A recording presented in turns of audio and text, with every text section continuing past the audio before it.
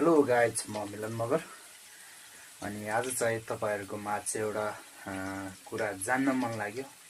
अनि मलाई एउटा कुराहरू सिकाउनु हुनेछ र मलाई केही कुराहरू टिप्स दिनुहुनेछ भन्ने म आशा राख्नेछु।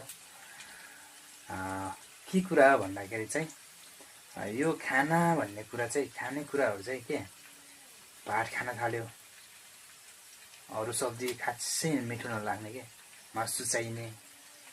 मासु चाहिँ कसरी त, खानलाई पैसा चाहियो, कमाइ छैन,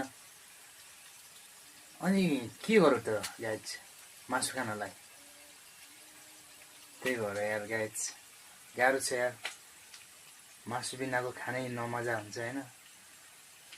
त्यही भएर के गर्ने गाइज यार, मलाई टिप्स सिकाइदिनु पर्यो के, डेली मासु भात खानलाई के गर्नुपर्छ, मलाई एउटा टिप्स सिकाइदिनु पर्यो